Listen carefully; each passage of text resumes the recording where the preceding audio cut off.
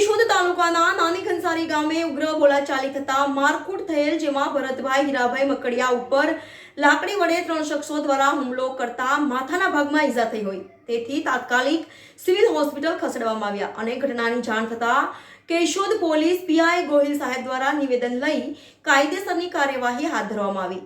NN news Keshod.